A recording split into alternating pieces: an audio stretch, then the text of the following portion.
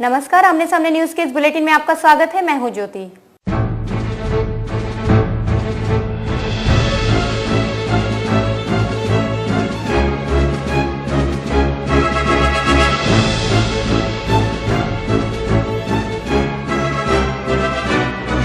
पाकिस्तान को हराकर कारगिल की पहाड़ियों पर विजय पताका लहराने के 15 साल पूरे होने के मौके पर आज अमर शहीदों को श्रद्धांजलि दी जा रही है। रक्षा मंत्री अरुण जेटली और सेना के तीनों अंगों के प्रमुख ने इंडिया गेट पर अमर जवान ज्योति पर कारगिल के शहीदों को श्रद्धांजलि दी।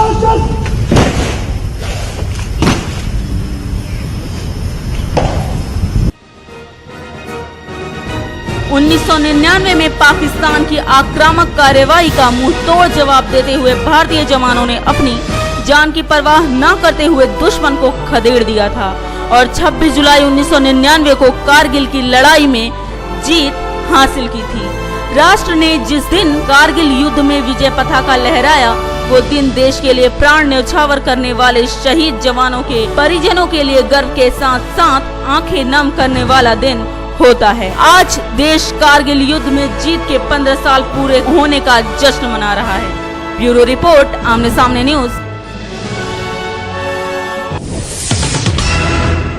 अच्छे दिन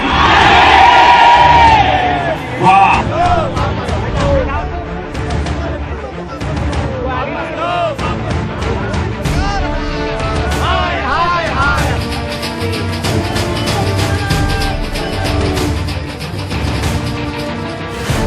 लोकसभा चुनाव में ऐतिहासिक जीत दर्ज कराने के बाद हर जगह मोदी की लहर देखने को मिली। जनता इंतजार में बैठी थी कि मोदी जी के आने से अच्छे दिन आ गए हैं, लेकिन मोदी के पदभार संभालने को महज 1 माह भी नहीं बीता कि घरेलू सामान से लेकर डीजल पेट्रोल के दाम, रेलवे किराया,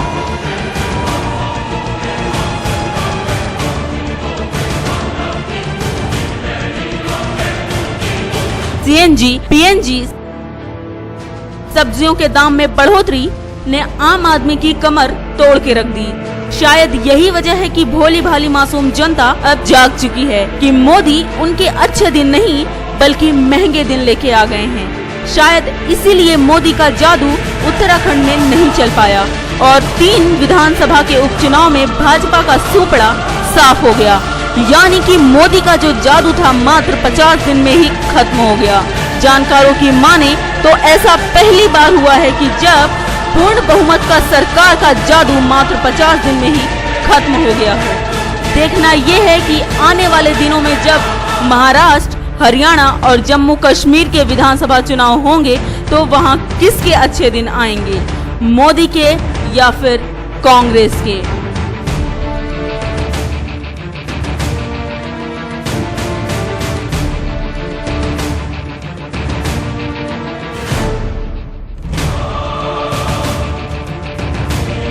ब्यूरो रिपोर्ट, आमने सामने न्यूज।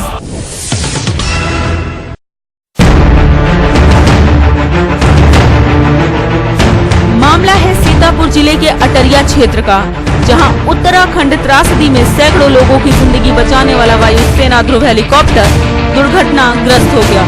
घटना में 7 लोगों के मारे जाने की आशंका जताई जा रही है। ये हेलीकॉप्टर बरेली से इलाहाबाद की ओर जा रहा था, तभी सीतापुर के अटरिया क्षेत्र में ये हेलीकॉप्टर दुर्घटनाग्रस्त हो गया। दुर्घटना के बाद स्थानीय लोगों की भीड़ वहां जुट गई। आपको बता दें कि दुर्घटना पर मलबे से आग की ऊंची ऊंची लपटें भी निकल रही। स्थानीय लोगों ने ही पुलिस को इसकी सूचना दी। मिल रही सूचनाओं को अगर सही माने तो हेलीकॉप्टर की इमरजेंसी लैंडिंग के दौरान वो जमीन से टकरा गई और उसमें तेज धमाका हुआ, जिससे आग लग गई। ब्यूरो रिपोर्ट, आमने सामने न्यूज, सीतापुर। वक्त हो चला एक छोटे से ब्रेक का। ब्रेक के बाद फिर हाजिर होंगे लेकर कुछ और नई खबरें। पॉलिटिक्स, क्राइम,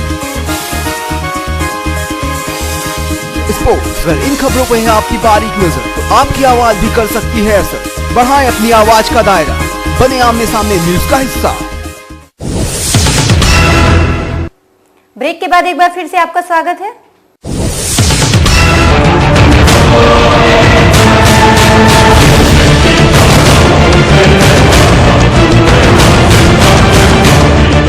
राजधानी में बीती शुक्रवार अलविदा की नमाज के बाद लखनऊ में वक्फ बोर्ड के प्रमुख के लिए आरोपों में घिरे शख्स के नाम का विरोध कर रहे प्रदर्शनकारियों ने जमकर उत्पात मचाया।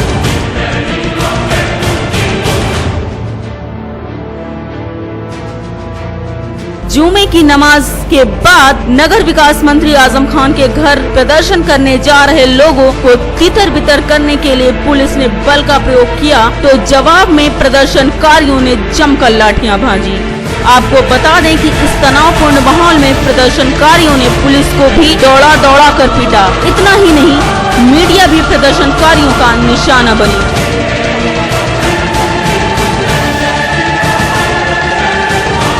प्रदर्शनकारियों के ये उत्पात बीच सड़क देखने को मिला, जिसमें कई पुलिस वाले व प्रदर्शनकारी घायल हो गए। पुलिस व प्रदर्शनकारियों में जिसका जहां बस चला एक दूसरे को घेर कर मारपीट करते दिखाई दिए। बवाल के बाद से ही पुराने लखनऊ में तनावपूर्ण स्थिति बनी हुई है।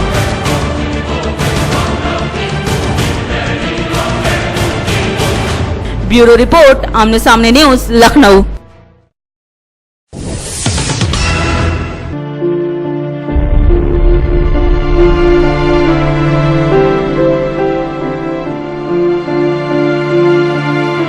ये है यूपी के कन्नौज जिले की शिक्षण व्यवस्था की एक तस्वीर,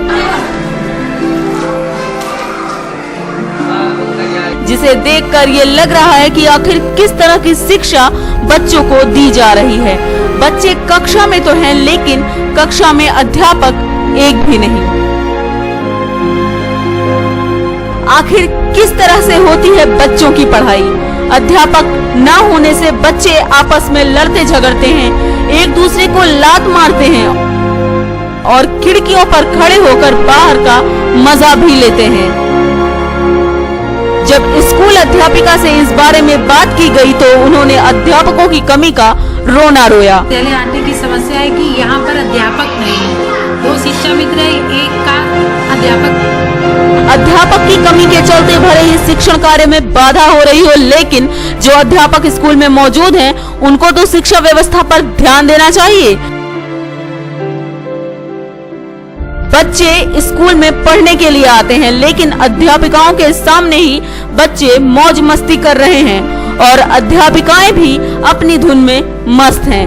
इतना ही नहीं, एक कक्षा में शोर मच रहा है तो दूसरी कक्षा में बच्चे बाहर निकल रहे हैं, लेकिन इस बात पर भी कोई ध्यान नहीं।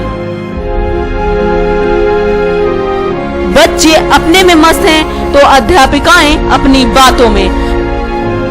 प्रधानाचार्य जी का कहना है कि अध्यापकों की कमी है, जिसके चलते वो एक ही कमरे में 2-2 कक्षाएं लगाती हैं। इससे भी बच्चों की पढ़ाई में बाधा उत्पन्न हो रही है। दोनों के कोर्स अलग अलग हैं, लेकिन अध्यापक न होने से उनको एक साथ बैठाकर ही शिक्षण कार्य किया जा रहा है। इस बारे में उन्होंने BSA साहब को भी अवगत कराया, जिस पर BSA साहब का कहना है कि अध्यापकों की कमी पूरी की जा रही है। शिक्षा मित्रों की काउंसलिंग हो रही है।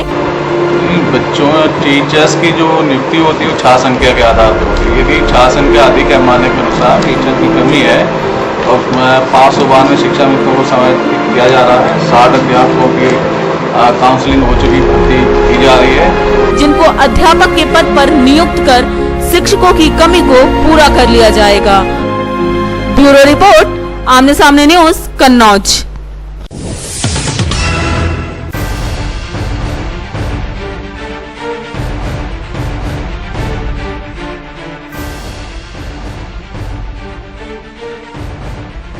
पुलिस की लापरवाही के एक के बाद एक खुलासों से मोहनलालगंज कांड में मृतका के परिजनों का पुलिस की जांच से भरोसा उठ गया है। यही कारण है कि मृतका के परिवार वाले बीती रात से ही गांधी प्रतिमा हजरतगंज पर सीबीआई जांच की मांग को लेकर धरने पर बैठ गए हैं। मृतका के पिता और भांजे के मुताबिक वो लोग सीबीआई जांच की मांग को लेकर कल शाम से ही यहां आए हुए हैं।